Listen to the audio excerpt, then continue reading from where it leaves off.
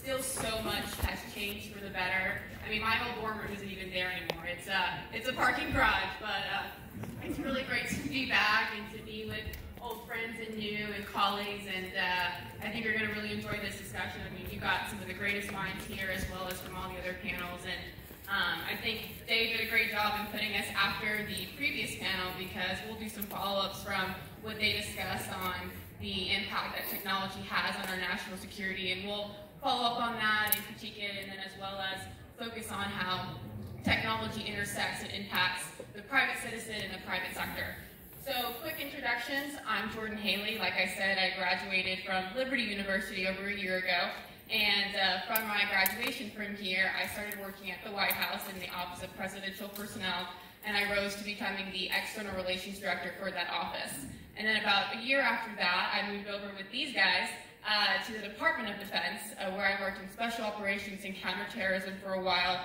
And then when Chris Miller became acting Secretary of Defense, I had the opportunity to move with Joe and a couple others up to his office in an advisor-like role. So I will just pass it down the line, let you guys introduce yourselves. Great, thank you, Jordan. Good morning, folks. Joe Francescan here. But before I introduce myself, I think I just have to embarrass Jordan here. Graduate in 2020, comes to the White House. She came on an internship, and before she even finished the internship, they hired her to come into PPO, where she was evaluating all of the top senior appointees for President Trump before they could be, as they were vetted, before they were selected for their positions. So I think she participated in Chris's evaluations before he was selected to be the National Counterterrorism Director, and then ultimately became up to the Secretary of Defense. So really impressive. Just incredible. She came to me working over at the DoD and the Office of Special Operations Combating Terrorism. So the Navy SEALs, your Delta Force guys, Jordan told them all, okay, I got this, I'm here. And so it was really great to see, and she was an easy choice to bring up to the front office when we went there, when Chris became SecDef. One of the best things, and I know this embarrasses her, I used to have Navy captains and Army colonels who would come to me complaining about how hard Jordan was making them work. And I thought this was just fantastic. And I think it really speaks to the credibility of Liberty University and the government school, and the school of government rather, and of the quality of people that they put out here. So I appreciate you all welcoming down here to campus and to inviting us here to be able to participate in this. It's a really great honor. And Jordan, it's wonderful. You're a great testament for the student body and for folks that are coming up behind you.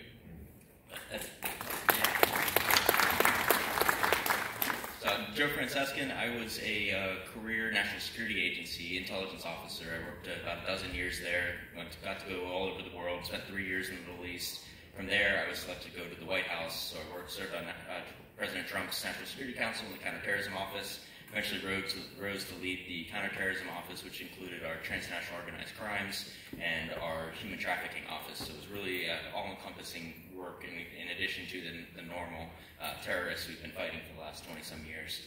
From there, I went over to the Department of Defense, where I was fortunate to follow Chris Miller's footsteps as the Deputy Secretary for Special Operations Combating Terrorism, again overseeing DoD's approach to all of our special operations forces, all of our terrorism approach.